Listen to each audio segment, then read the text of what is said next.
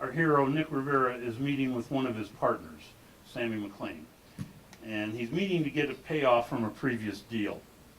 However, Nick's disappointed when he doesn't receive as much money as he has expected.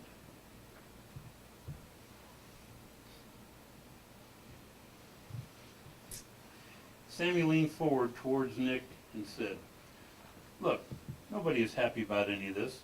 We all wanted a bigger score, but this isn't bad, and there's a chance that the crew might still bring up more later on. They're still finding a coin here and there. You just have to be patient." Nick was now feeling exasperated. "I've waited a year and a half.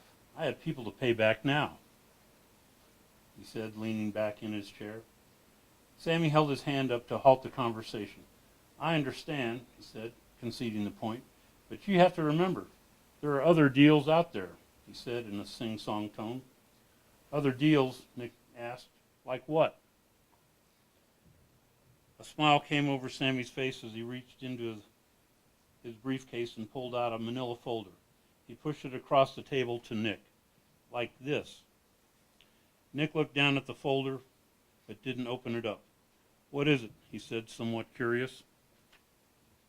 "It's a new deal," Sammy said enthusiastically, with a slight grin.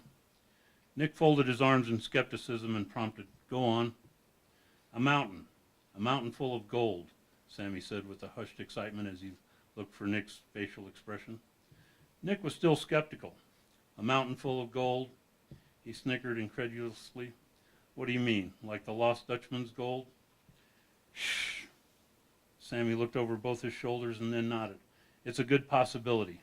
It's all in there, all the research," he said, pointing to the folder. "Read it and decide for yourself."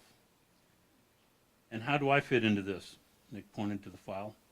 "Okay, let me explain it. I've been working on this for several years. I really did my homework on this. We had the best research, men, and equipment. I knew we were going to hit a home run. We were really getting close." "So what happened?" "Well," Sammy said, leaning forward, trying to choose his words carefully, "they got scared," he said. "Scared?" "Yeah, scared off." Not sure of what he was hearing, Nick asked, "Scared of what?" "Ghosts, maybe. Who knows? Indian curses. It's all in the Superstition Mountains, for Christ's sake. Everybody around here believes that shit. That's why I wanted to meet you here. I know you can find it. If anyone can pull this off, you can. A guy like you aren't going to get scared off. You're familiar with the desert," Sammy continued as he sat back in his chair smiling. "You're the perfect guy for something like this, and you'll be famous." Nick shook his head, slid the folder back towards Sammy. "I don't want to be famous. I have other plans." "Like what?" Sammy taunted. "Drifting around aimlessly doesn't sound like much of a plan, if you ask me." Sammy's words were cutting, but Nick knew he was right. Drifting around wasn't much of a plan. Fact was, he had no real plans of what to do, even after he paid back his loans. "Just read it," Sammy pleaded. "But it has to be done this summer. The military's trying to annex the land for an artillery range." "This summer?" Nick said, incredulous. "Yes, by August 1st. "Let me get this straight," Nick said with skepticism.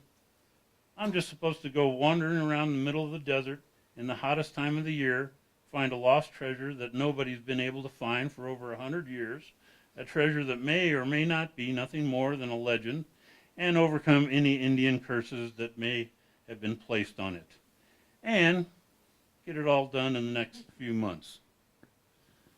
"Well, when you say it like that."